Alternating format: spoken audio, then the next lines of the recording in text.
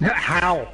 It's baffling. Okay, before we get into the next game, I need to tell you something that happened yesterday at work.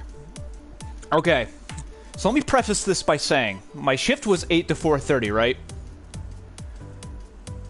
Are you sitting down? Firmly planted. You better batten down the hatches, because down the rabbit hole we go, my friend. I don't even know how... Okay, alright, here goes. Arrive at 8 o'clock. And you worked with me, Josh. I was your boss when you worked for me in produce. You know our perishable deliveries always come in anywhere from 2 in the morning to 8 in the morning at the latest, right? Right. Alright.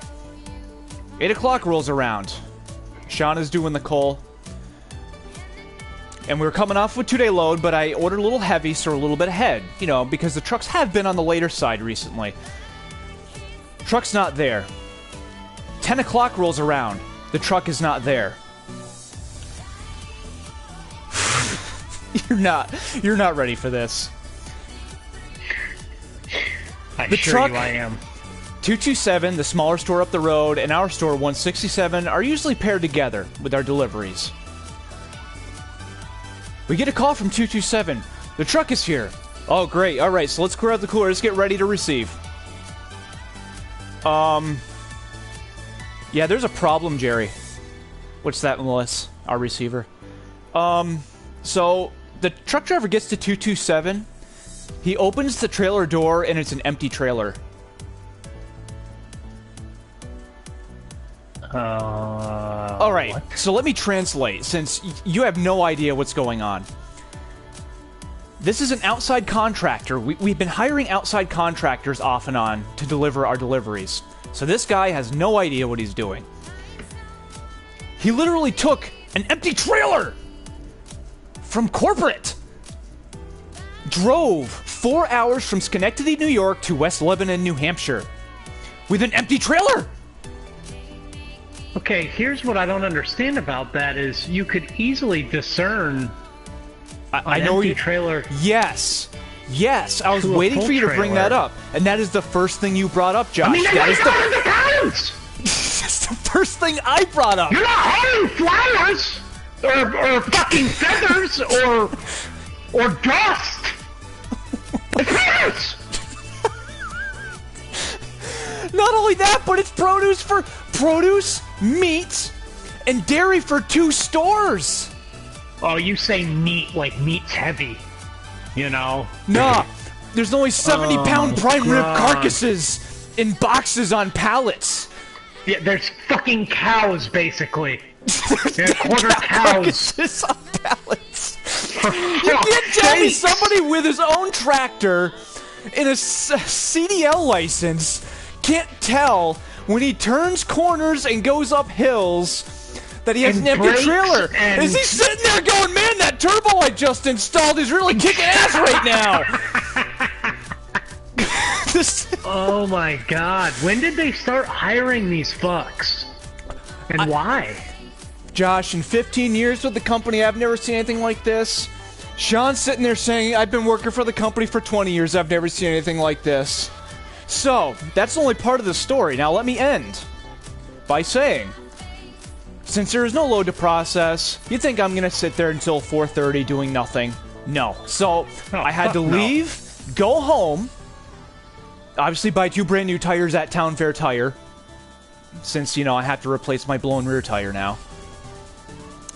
Went home, twiddled my thumbs for a few hours, went back to work at 3 p.m., truck's still not there. They had to send another truck, 4 hours, it got there at 4:30, and there were just 2 of us till 8 o'clock. So myself and Ben were working till 8 o'clock, processing an entire day's worth of load that should have been here at no later than 8 in the morning. So needless to say, Did you have to do an order? Well, no, actually, Sean was that a stayed 2-day? there because he was early. He stayed there and he wrote the order, so all I had to do was scan it, which is Jesus awesome. Christ. Yeah, how in the fuck do you order when you don't have your product from the order you're still waiting on? Well, I mean, I had to make a few edits. You just guess.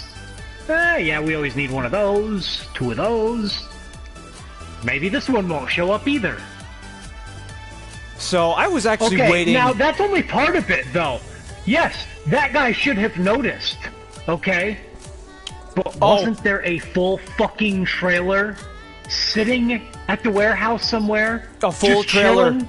tagged, Like, ready to go. You know, it's He even gotta had the load be schematic running. with him. It's a reefer. It's got to be running, right? He had the load schematic with him, Josh. He Oh my literally, God. and he had payroll. He had the payroll with him. The payroll envelope. He had all the paychecks. You could have said no. I have the fucking load sheet right here, and handed him an empty piece of fucking paper, because that's what he actually had. And the truck driver actually opened the trailer and said, it was very Ryan-like. Oh boy, that was an expensive trip. Not only was that an expensive trip, you pissed everybody off at 2 stores because they had to split their shifts. We had to send people home. It's lost business. You come down at the stores being nitpicky, saying we have to be 100% perfection all the time.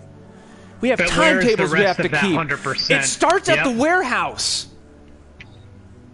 If they can't get their shit together, how are we supposed to function at the level we're supposed to?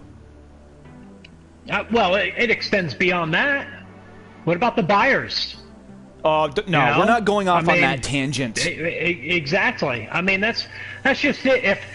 If you ran your produce department like some of these buyers for for me, category managers in grocery, that consistently run out of product 1-2 days into your sale week, and it's beautiful. It's actually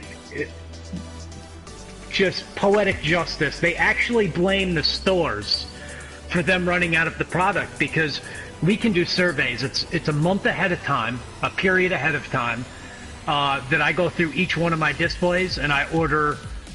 There's a minimum and a maximum amount of product I can order for each shelf of my displays throughout the whole store. So they blame, when we run out of product in the first few days of the sale, they blame people not doing their surveys properly, so they don't order enough. Oh, okay. Yep. Okay. That makes sense. Even though if you don't do your surveys, they say they'd send you 70% of your needs. Well, then we should at least be able to get through 70% of the fucking week. Logically speaking. Yeah. I've never heard of such a thing. I was really excited. I've never. I was gonna text you. Ever heard of that? I was gonna text you. I'm like, no, this has to be said not only to you vocally but on stream. Whoops. Whoops. Staggering. Oh, dude. You should have seen the truck driver An that expensive trip. that delivered Frozen like an hour later, and he actually worked for us for like 30 years. He was tickled pink. He was singing like a canary.